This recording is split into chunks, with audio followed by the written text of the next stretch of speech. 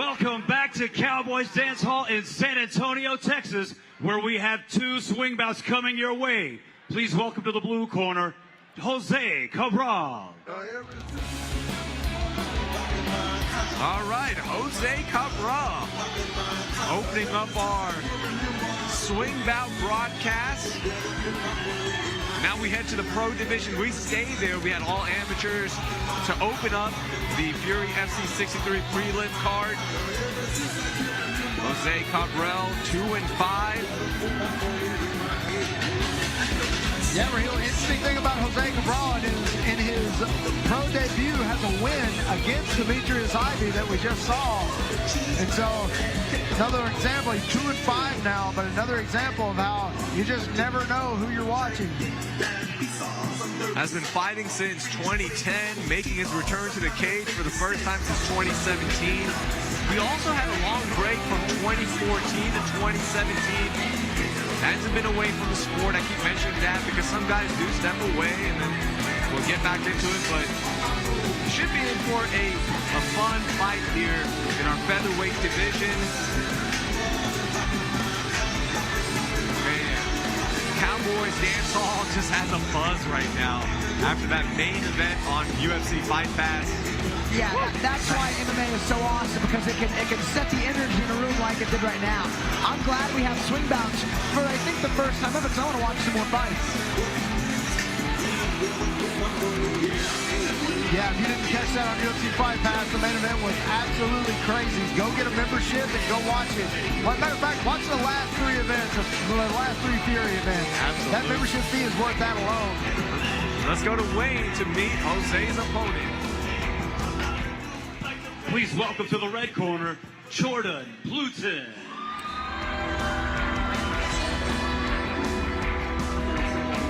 Jordan Bluton. Shout out to Houston, Texas. Made the drive up here.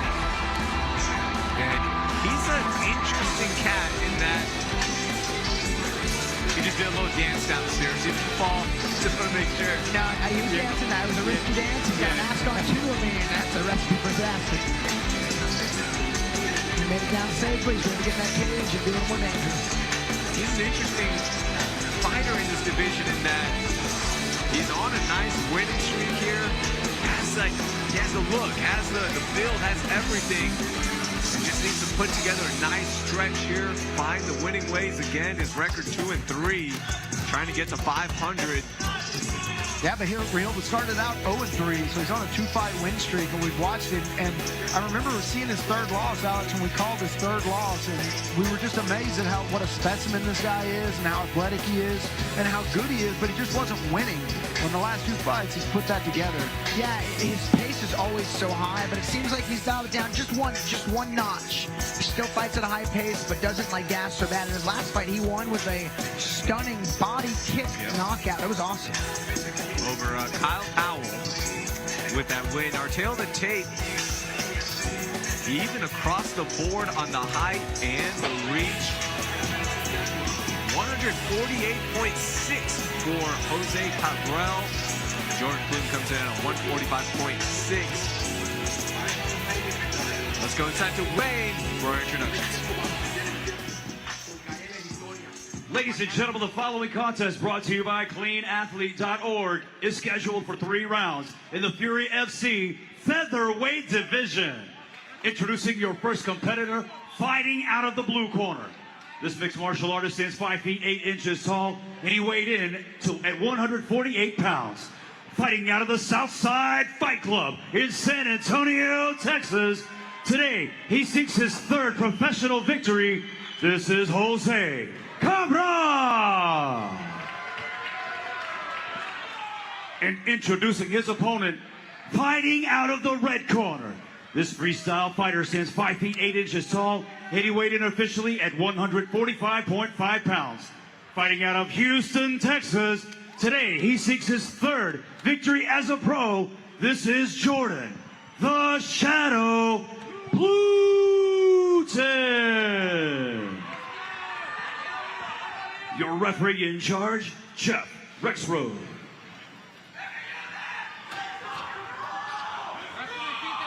Did that UFC shaved into the side of Jordan's head grow back in? I don't see it shaved in this time. He's got something in there. I don't think it's UFC, but Cabral came out swinging. Oh, Yeah. Pluten hits him with that left hand. Top left from Cabral. This is where Pluten's good, though. I don't think he'll out-wrestle him easily. Oh, and instantly, beautiful transition to the back. I mean, this is the worst position to be in with a guy who fights at this kind of pace. Pluten's not the guy who's going to conserve energy when he's in a finishing position. He's going to finish. The lock is also put into place 30 seconds into the fight.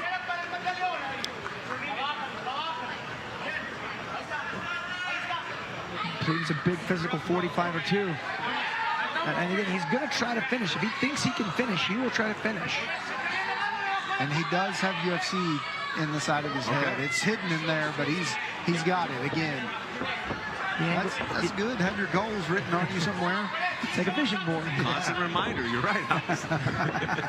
Reversal attempt from Cabral. Pluten uses the rotation to get him out, rightfully so. You know, this is what I wanted to see from Jordan, using that strength and that size advantage in this weight class to just overwhelm his opponents. And now Cabral with a nice dump. Yeah, and immediately whenever Pluten hits the ground, gets to his side and is able to recover guard almost immediately. A triangle. I mean, Yeah, he's got it. he's got to break the posture. He's got it. break If he the can reach posture. that other leg, he's got it. He's got to swing his head to the right side, too, and kill that angle that Cabral's trying to create. Grab the shin. I mean, it's figure 4. This is deep. Tight. This is tight, deep. tight. I'd be very surprised if we didn't see a tap here.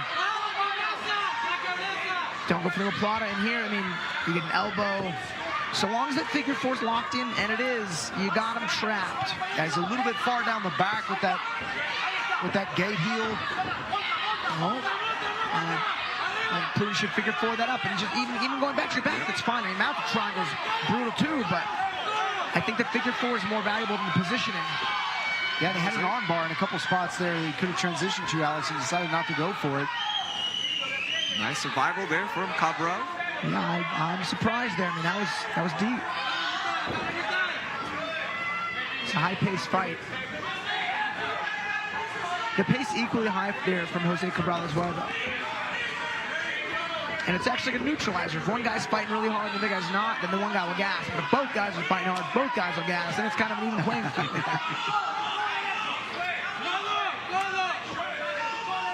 And both guys look pretty big for this weight class. Both guys definitely over 145 now on fight day. Cabral, of course, missing weight by a couple of pounds, but yeah, both guys look very, very big for featherweights.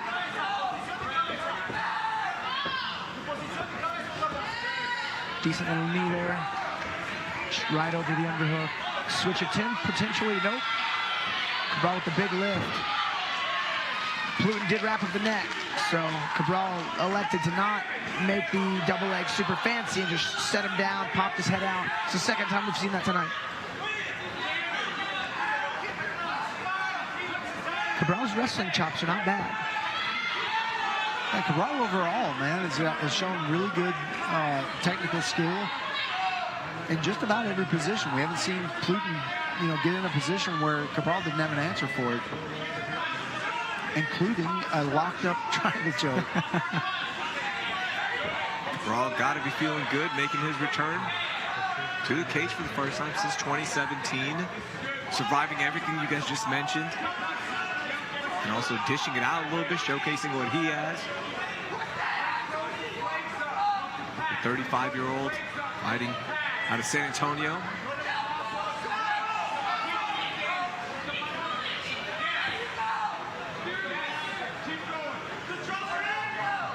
Cabral doing a little bit of damage here from the top. Can't tell if that's a mouse under the left eye or over the left eye of Pluten, or if that's just the way his forehead's shaped.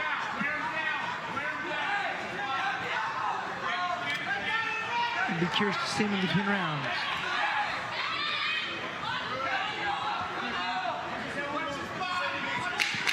Ten seconds left, opening round. Yeah, Cabral's starting to pour it on here in the last 10 seconds of the first round. Man, that's a good comeback round there for Cabral.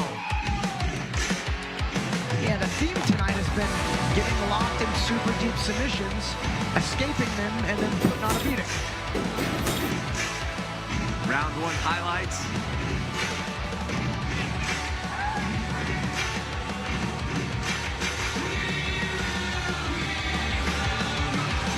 Yeah, you see Jordan Pluton kind of took the back here, wasn't able to finish. Cabral did a good job of getting out. Then Cabral got on top with that big double leg slam. And then that's how kind of the round finished. Didn't do a lot of damage. It doesn't look like, it looks like I was wrong about the damage on Pluton. It looks like he hasn't done a lot of damage. Man, shout out to Jordan Pluton's towel guy. Love that. That's a dedicated corner right there. Yeah, creating a breeze there for Jordan Pluton. I'm going to put that in my contract. I want a guy waving a towel at me between fights. Can I put that in my rider? I mean, Cabral instantly pressuring Pluton, hitting the left hand. I mean, big left hand. Cabral says, nope, I'm going to shoot out of this one. I mean, this is almost identical how the first round started. Cabral comes out, they exchange, he gets hit the left hand, he shoots a double leg. Yeah, and Pluton's got to do a better job of just standing up and creating some space here with in these exchanges.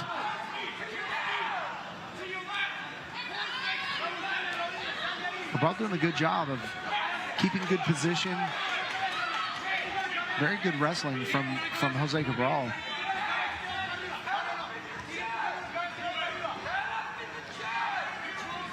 And this is something, Alex, that if Jordan can't neutralize, if he can't fix this problem, you know, midway through the fight, if he can't fix this is something that the judges are going to see as him losing this fight for sure. Yeah, he did a good job getting to his feet. It's funny, as soon as you started saying that, I mean, he worked his way up. I hope he didn't hear me. Man, I was reluctant to see Cabral wrestling so heavily in this fight, successfully so.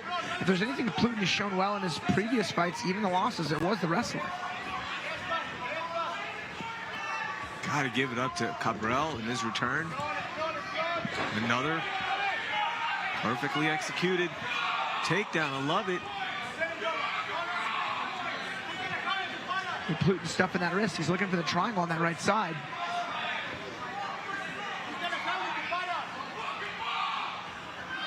He's got to think that he owes Cabral one. He already had him in a triangle earlier, and Cabral was able to get out of it. Nothing like a good sequel. But I mean, he's definitely a little less fresh.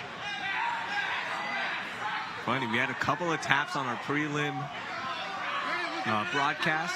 Nothing since.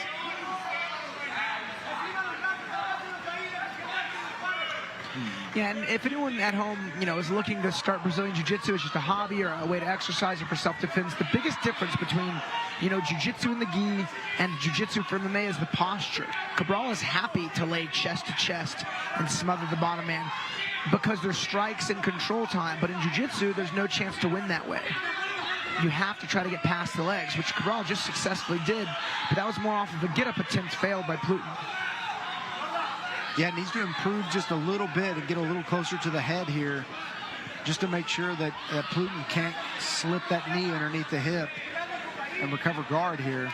Yeah, and Pluton's framing well enough with his arms, but frames are only good if it supports an angle. And the angle Pluton needs to create is his hips. He's got to turn to his right side, get off of his back, dig an underhook, and then really try to get up to his feet. I mean, much easier said than done, but like the blueprint is there. It's just physically very demanding.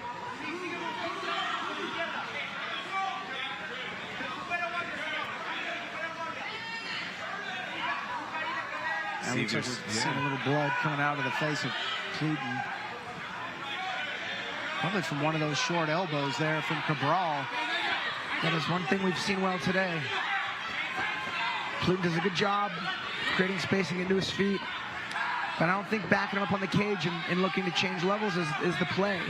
No, he's been very effective on his feet.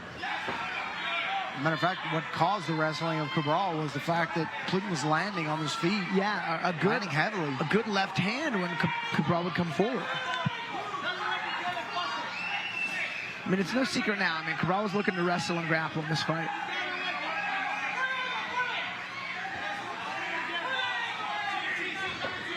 It's a decent switch attempt here from Pluton.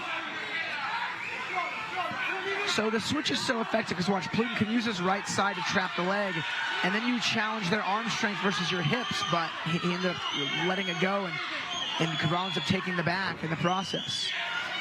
Yeah, this is not good. See what Cabral can do from this dominant position. Hooks in. Pluton doing a good job of neutralizing the damage and staying out of trouble here, but you know, with about 25 seconds left, you definitely don't want the round to end like this. No.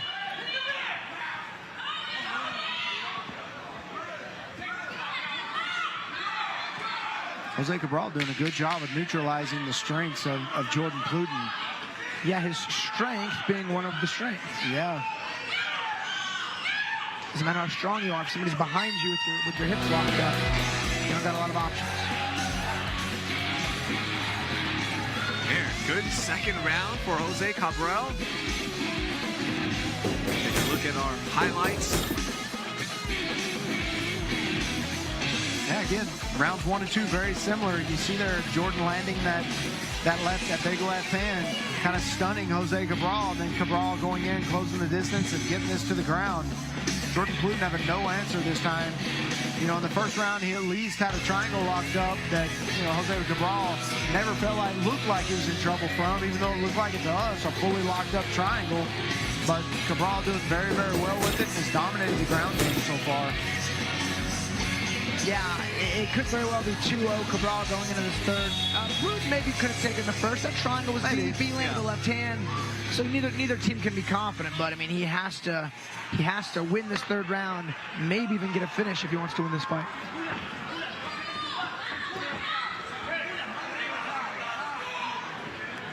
They have a little bit of a wet spot in the cage.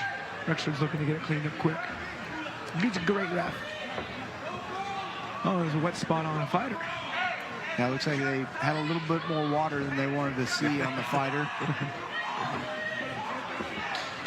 Trying to keep him cool and make him slippery a minute into the round.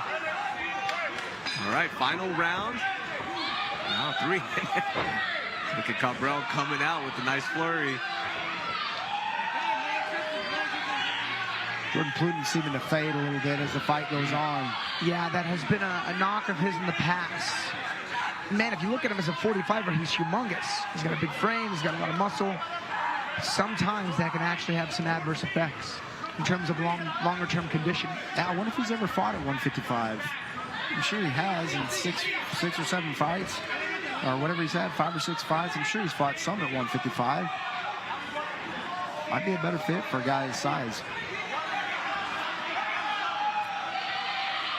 Man, Cabral again. Yeah, beautiful takedown by Jose Cabral. Pushing this fight right back where he's had all the success throughout the first 2 rounds. Perfect execution of the game plan. Yeah, Jordan Pluton likely needing a finish here to win this fight. Got a lot of time to work from the bottom. He has shown some danger from the bottom. But Jose Cabral just passing guard at will. Whenever he wants, going to this half guard on top side. Yeah, when fighters are consistently successful off of their back on the guard, it's so impressive. The only guy who can really come to mind is Brian Ortega.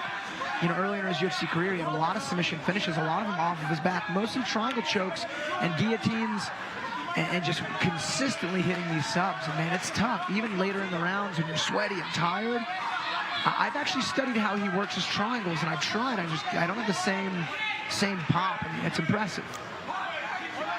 Because historically, it's a losing position. Like third round, in an MMA fight, bottom closed guard, losing position. And guys who can make it a winning position, it's just that much more impressive. They have a long-time training partner, Bobby Alexander, who And at any point, no matter how tired he gets, he can pop up that triangle. And once he gets those legs wrapped around you, it's extremely difficult to improve your position. Yeah, I like to think I have a good triangle myself. I mean, of all my submissions, it's maybe my best one. And I think I've only hit one in an MMA fight. And the guy was not a very good grappler who I did it to. I mean, they're tough. Yeah, especially now, especially since, you know, the defense against a triangle when you're on top is basically posture. And so it's really easy to teach how to defend a triangle, especially in MMA. You know, with a gi on or something like that, it's a little bit harder to keep your posture. But in MMA, you know, it's one of those things where it happens really, really fast whenever it's successful.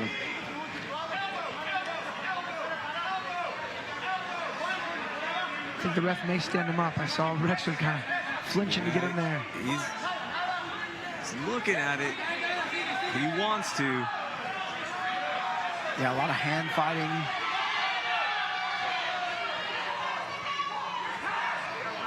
And Jose Cabral does not want him to stand this back up, so getting busy. No, he does not.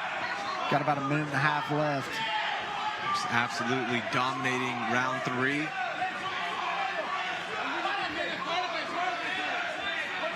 Yeah, Jordan Pluten, I mean, kind of along the same line. He's got to do something. All right, there's the stand-up. Can Pluten get a big win? No, Cabral knows exactly where to go. I mean, it's a good strategy. It's not gonna win you a lot of fans or get you many opportunities in such a prestigious now regional promotion.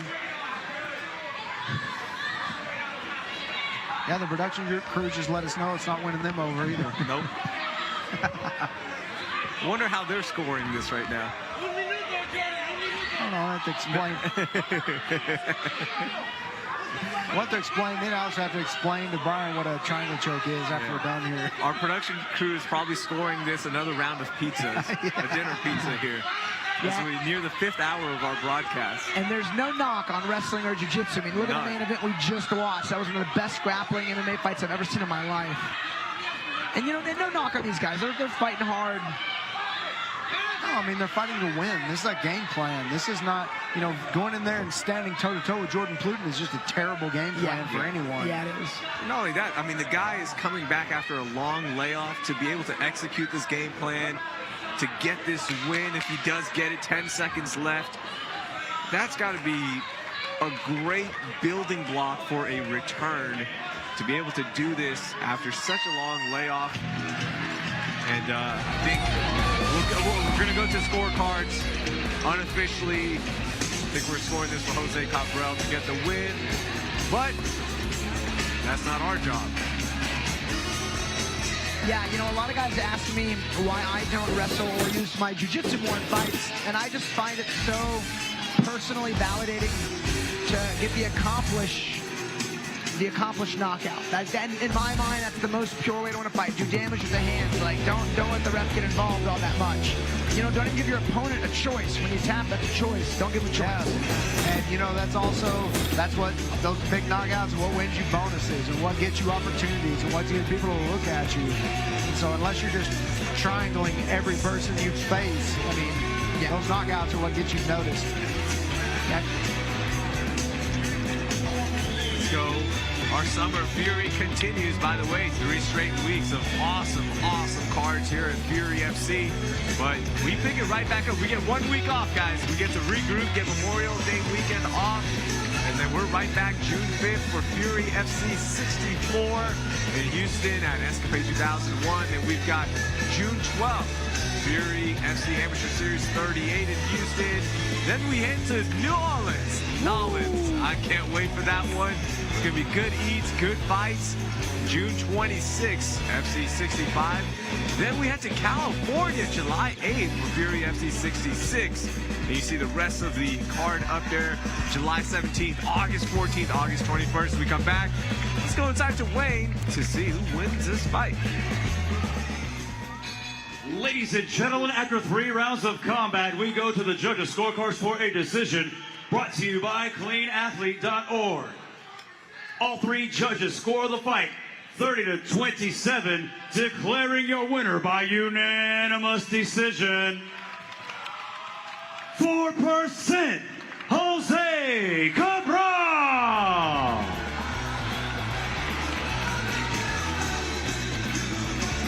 Congratulations to Jose Cabral on his return to the cage win.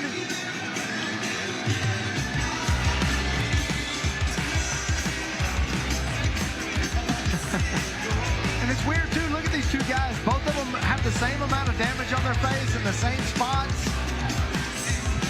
Kind of crazy. Pretty cool win for Jose Cabral. Our final fight of the night coming up. Let's go inside to Wayne. Please welcome to the blue corner, William Vanderveer.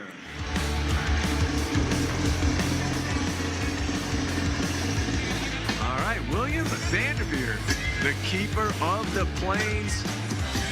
Might be the most polite fighter I've ever met. Absolutely. One of the nicest fighters, one of the nicest guys, you know, representing the Cheyenne River Sioux tribe.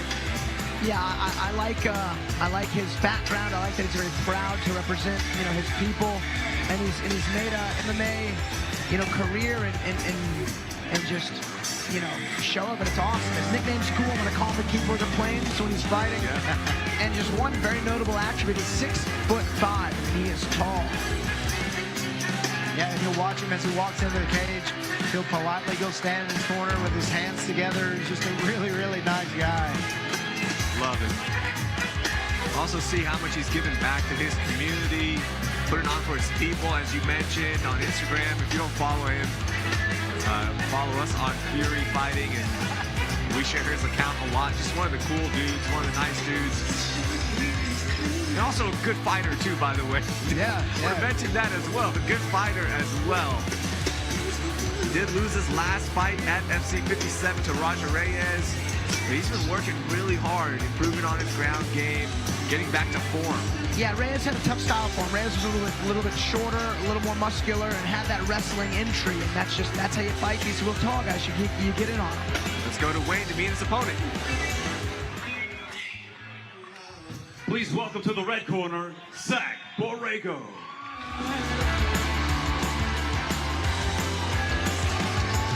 Sounds like a main event here because Zach Borrego, San Antonio's own, the Dragon.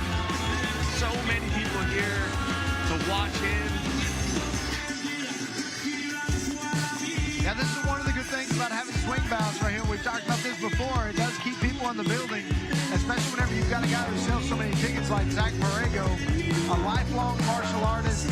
This guy's been training since he was 6 years old. His father owns a karate school for 20-plus years here locally. He was a silver medalist at the Junior Olympics in Taekwondo at age 15. Played Division II football for Angelo State. This guy's a pure athlete all the way around. Yeah, I remember watching one of his amateur fights, and he fought a really good dude. Ended up, I think, getting submitted, but man, he's good. When I saw this matchup, I knew this was a tough fight for Will, the Keeper of the Plains. I mean, the Dragon, Zach Borrego, he's explosive, and he's confident, and he's young, looking to make a statement. Like his style, aggressive style, 25-year-old. Look at our tail of the tape, brought to you by Bump Box. The reach advantage, the height advantage to the Keeper of the Plains, William Vanderveer, the 35-year-old. Made weight 185.6, 185.6 for the Dragon, Zach Borrego. Borrego, not a small man either, 6'2". He has that look, he has that it factor. Now just got to get those wins up. Let's go inside to Wayne for our final introductions of the night.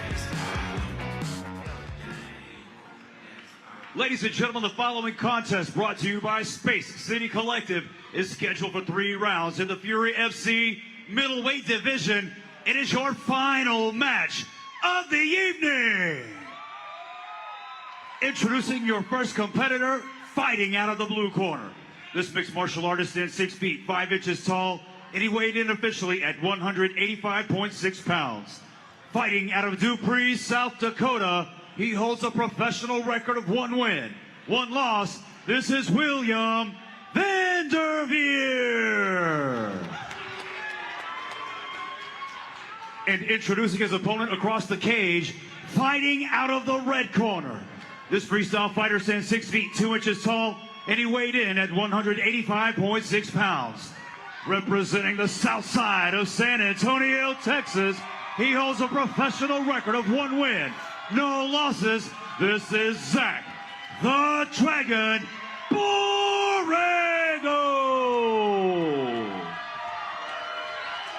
Your referee in charge of the action, Nick the Ghost Gonzalez.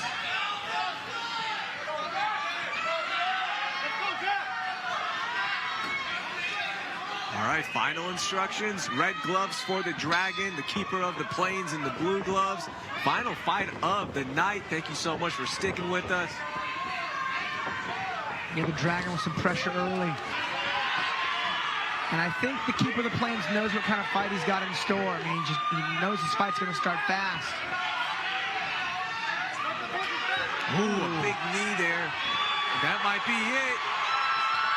Zach Borrego raining down punch after punch, and that is it. That is it. We have ourselves a stoppage. A huge win for the Dragon. The Ghost Nick Gonzalez saw enough. Zach Borrego, don't fall, the Dragon. This is a horrible place to fall. Yeah, don't jump on it. Right above the broadcast table. This is exactly what the San Antonio crowd wanted to see. And the medical staff now taking a look at the keeper of the plains, make sure he's okay. Man, what a win for the Dragon. Zach Borrego. Perfect way to end the night here in San Antonio, Texas at Cowboys Dancehall. Here's the whole fight. Here's the fight, guys, on our replay. Yeah, he rushes him, hits these uppercuts, you know, scores the takedown off the knee. And you see the keeping place. He's actually trying to like defend himself and move, but the Dragon hits a couple of really good shots, like right on the eye. You can see the medical staff checking on his eye now. And include that knee to the body as he was trying to get up. Hit him right in the solar plex, it looked like. And then there's the barrage of punches after that. Vanderveer not having an answer for it.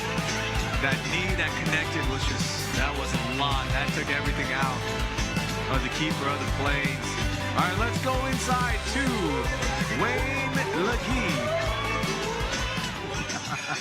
Ladies and gentlemen, referee Nick Gonzalez calls for a stop to the action. 30 seconds into the very first round, declaring your winner by TKO, Zach the Dragon Borrego. All right, that will do it for us. Thank you to everyone for watching these great swing bouts. Thank you to all the fighters. And congratulations to the winners. Again, on behalf of the entire Fury team, production team, Alex and Michael, I'm Hill. We'll talk to you next time. In the world, but the shows to be here with us and for that, we thank you. We hope you have a safe drive home. Be sure to pick up your official